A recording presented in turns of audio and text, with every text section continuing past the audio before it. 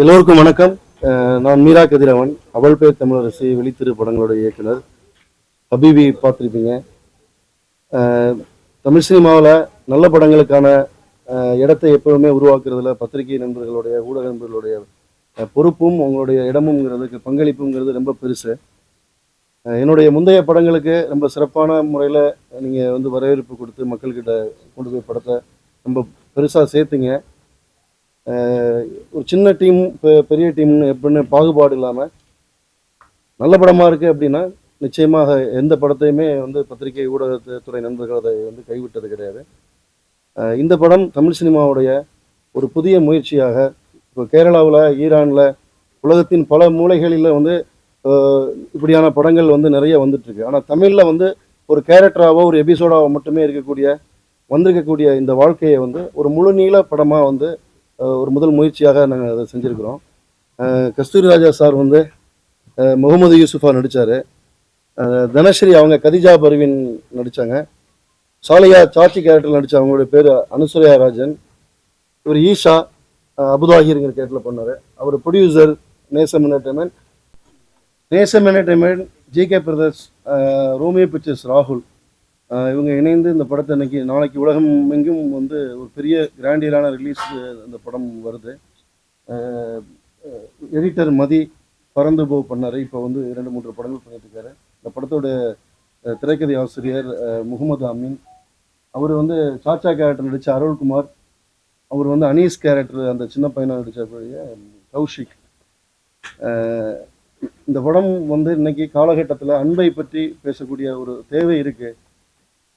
இந்த மனிதர்கள் குறித்த பார்வை இன்னைக்கு வேற விதமான சித்தரிப்புகள் இருக்கும்போது ஒரு சரியான செய்தியை சரியான முறையில் மக்கள்கிட்ட கொண்டு சேர்க்கணும் அப்படிங்கிறதா இந்த படத்தை எடுக்கப்பட்ட நோக்கம். இப்படியான படங்களுக்கு எப்பவுமே உங்களுடைய ஆதரவு இருந்திருக்கு. நிச்சயமாக நீங்கள் எல்லாரும் இந்த படத்தை மக்கள்கிட்ட கொண்டு போய் சேர்க்கணும். நிறைய யங்ஸ்டர்ஸ் இந்த படத்தில் புதுமுக நடிகர்கள், அந்த உள்ளூரில் இருந்தவங்க இங்கே சினிமாவுக்குள்ளார தொடர்ந்து இப்போ ஒரு நல்ல வாய்ப்புக்காக போராடிட்டு இருக்காங்கன்னு நிறைய புதுமுகங்களை அந்த படத்தில் அறிமுகப்படுத்துகிறோம். இந்த படம் மக்கள்கிட்ட போய் சேருவதன் வழியாக இது நிறைய பேருக்கான ஒரு பெரிய ஒரு கேட் ஓப்பன் பண்ணுற மாதிரி இருக்கும். நிச்சயமாக உங்கள் எல்லாருடைய சப்போர்ட்டையுமே நாங்கள் எதிர்பார்க்குறோம். எல்லோருக்கும் நன்றி. எல்லாருக்கும் வணக்கம். எப்படி பேசுறதுன்னு தெரியல. படத்தில் ஃபுல்லாக பேசிட்டீங்க. ஆமாம், ஏன்னா ஒரு வகையில் இங்கே இருக்கிறவங்க எல்லாருமே எனக்கு தெரிஞ்சவங்களாக தான் இருப்பீங்க. ஒரு வகையில் எனக்கும் இது முதல் மீட்டிங் தான். இப்போ உங்ககிட்ட பேசுறது கொஞ்சம் நர்வஸாக தான் இருக்கு. இது வரைக்கும் சொல்லாத ஒரு விஷயத்த இந்த இடத்துல நான் சொல்லணும்னு ஆசைப்படுறேன். சினிமாவில் நான் வந்ததுக்கப்புறம் எனக்கு 3 பேர் குருக்களாக இருந்திருக்காங்க. குரு ஸ்தானத்தில் நம்பர் 1 விசு சார் அவங்க எல்லாருக்கும் தெரியும்னு நினைக்கிறேன். அவர்கிட்ட தான் நான் பாடம் கற்றுக்கிட்டேன். அடுத்தது என் இஸ்லாமிய கடவுள் எனக்கு வாழ்க்கை கொடுத்தவர் திரு ராஜ்கரன். 3வது ஒருத்தர் வந்திருக்காரு இப்போ, மீரா கதிரவன். அவரை ஏன் நான் குருன்னு சொல்றேன்னா, இந்த படத்தில் நான் ஒரு காட்சிகளோட நான் நடிக்கணும்னு நினச்சி நடிக்கவே இல்லை. அவர் என்ன சொன்னாரோ அதை அப்படியே நடித்தேன். ஏன்னா நான் கிட்டத்தட்ட ஒரு 25-26 படம் டைரக்ட் பண்ணியிருக்கேன். நடிகர் திலகம் சிவாஜியோட ஒரு படம் பண்ணியிருக்கேன். அவர் எனக்கு சொல்லித்தர முடியுமா அப்படின்னா சொல்லி கொடுத்தார், சுதந்திரம் கொடுத்தார். இந்த அளவுக்கு இந்த படம் வர்றதுக்கு அவருடைய ஃப்ரீடம் தான் ரொம்ப பெரிய காரணம். இதில் இருக்கிற எல்லா கிரெடிட்டும் அவருக்கு தான் சேரணும். இன்னொன்று, இந்த படம் நாளைக்கு ரிலீஸ், ஹபீபி நாளைக்கு தியேட்டர்களில் ரிலீஸ் ஆகுது. இன்னைக்கு நிறைய படங்கள் பெரிய வெற்றி அடைகிறதுக்கு நீங்கள் தான் ரொம்ப பெரிய காரணமாக இருந்திருக்கீங்க. என் குடும்பம் என்னன்னு உங்களுக்கே தெரியும். இந்த அளவுக்கு இருக்கிறதுக்கு காரணமும் நீங்கள் தான். அதே மாதிரி இப்போ ஏதோ இந்த படத்தில் நான் ஆக்ட் பண்ணியிருக்கேன் அப்படின்னு உங்களுக்கெல்லாம் பட்டுதுன்னா அது ஒரு நல்லபடியாக கொண்டு போய் சேர்த்திங்கன்னா அது எனக்கு ஒரு பெரிய கிஃப்டாக இருக்கும். ஒரு நல்ல வார்த்தைகள் வரணும், நல்ல விஷயங்களை பண்ணணும். அதுக்கு தான் இந்த போராட்டம். உங்களை சந்தித்ததுக்கு இன்னும் நன்றி.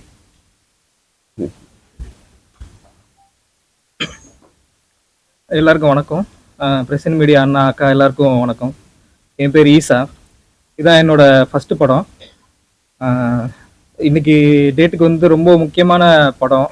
கண்டிப்பாக ஒரு கம்யூனிட்டி மேலே இருக்க ஒரு ஸ்டீரியோ டிப்பிக்கல் வியூஸை வந்து இது கண்டிப்பாக மாற்றும்னு நினைக்கிறேன். உங்களோட சப்போர்ட் தான் இதில் ரொம்ப முக்கியம். நீங்கள் தான் என் லைஃப்பை வந்து தொடக்கி வைக்கணும். இனிமேல் உங்ககிட்ட இருந்து தான் நான் ஆரம்பிக்கணும். கண்டிப்பாக இந்த படத்துக்கு வந்து ஹார்ட் அண்ட் சோலாக ஃபுல் அண்ட் ஃபுல் உயிரை கொடுத்து ஒர்க் பண்ண எங்கள் டைரக்டர் மீரா கதிரவன் சாருக்கு நான் இந்த இடத்துல வந்து தேங்க்ஸ் சொல்லிக்கிறேன். என் கூட அப்பாவை நடித்த என்னோட அப்பா கஸ்து சாருக்கு நான் தேங்க்ஸ் சொல்லிக்கிறேன். டீமுக்கும் ரொம்ப நன்றி. ரைட்டர் சார் அமீன் சாருக்கு ரொம்ப ரொம்ப நன்றி. அந்த ஊரோட அந்த எசன்ஸை வந்து அவரால் தான் படத்தில் அவ்வளோ சீரியஸாக வந்தது. நேசம் ப்ரொடக்ஷன்ஸ் இப்ராஹிம் சாருக்கு நான் தேங்க்ஸ் சொல்லிக்கிறேன். தேங்க்யூ. நீங்கள் கண்டிப்பாக சப்போர்ட் பண்ணணும். உங்கள் சப்போர்ட் தான் ரொம்ப முக்கியம். தேங்க்யூ.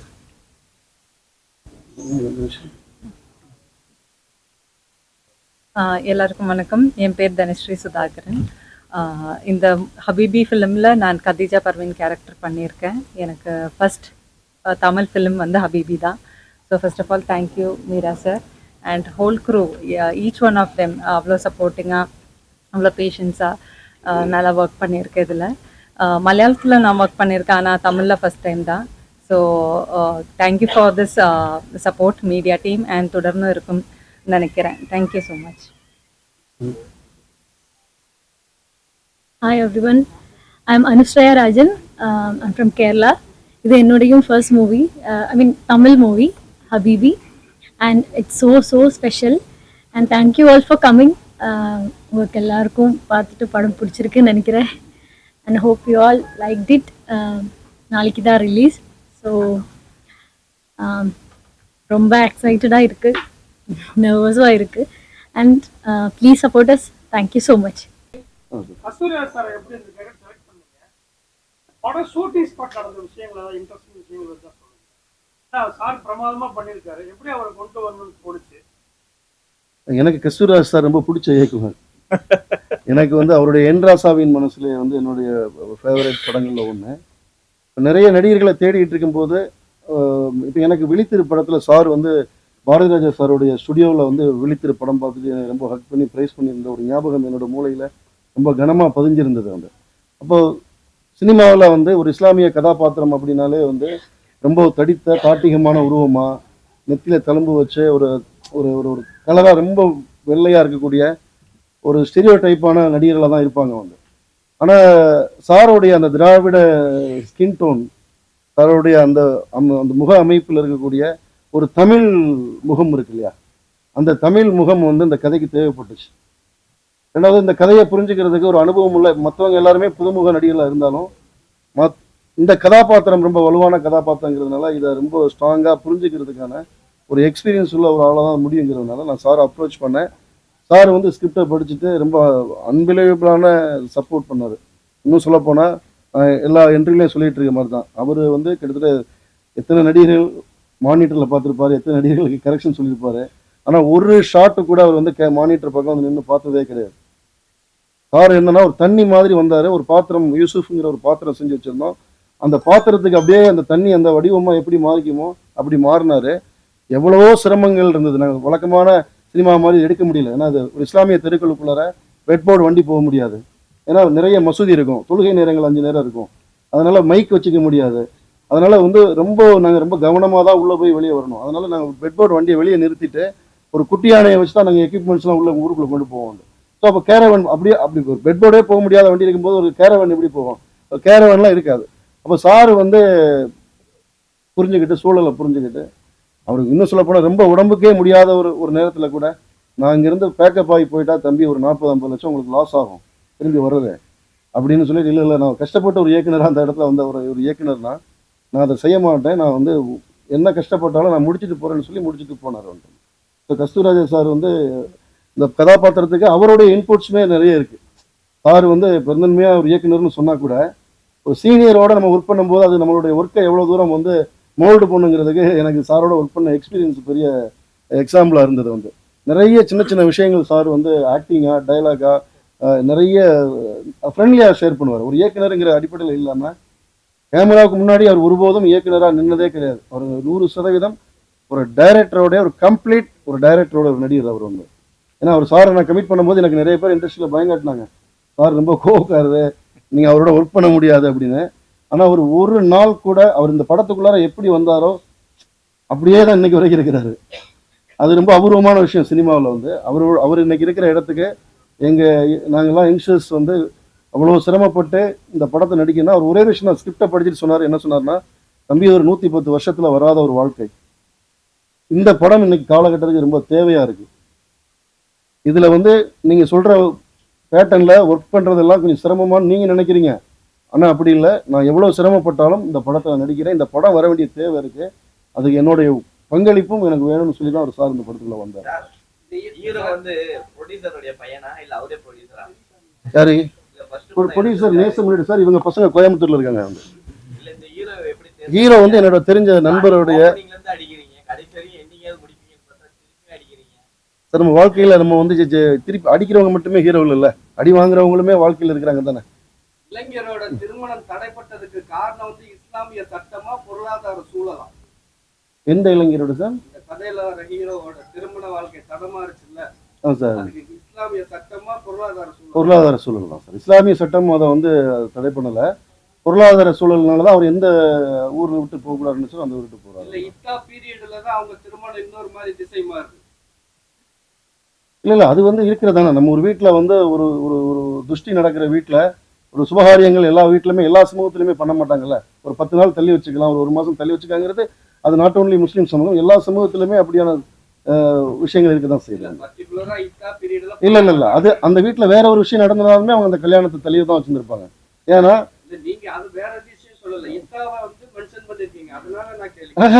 இதானால கல்யாணம் பண்ணிக்க கூடாதுன்னு இல்ல. அந்த வீட்டுல அப்பா இறந்துருக்கிறாரு, அந்த வீட்டோடைய ரொம்ப ஆன்மாவா இருந்தவர், உயிர் துடிப்பா இருந்த ஒருத்தர், அவர் வந்து அந்த வீட்டுல இல்லைங்கும் போது அந்த துயரத்துல இருந்தே நாங்க இன்னும் வெளியே வரல. அவங்க 4 மாசம் வந்து இது சார். இல்ல அம்மா வந்து அவங்க வந்து கல்யாணத்துல கலந்துக்கணும்னு அவங்க விரும்புறாங்க. அம்மா கல்யாணத்துல கலந்துக்கணும்னு விரும்புறாங்க. இப்போ உதாரணத்துக்கு என்னோட ஃபேமிலியில ஒருத்தர் ஹாஸ்பிட்டல் இருக்காரு, அவர் ரிக்கவர் ஆகி வரதுக்கு ஒரு 3 மாசம் தேவைப்படுதுன்னா ஒரு 3 மாசம் கழிச்சு நான் கல்யாணம் வீட்டுல ஒரு சுப விஷயங்கள் பண்ண தானே செய்யறேன். அப்படியான ஒன்று தான் வந்து.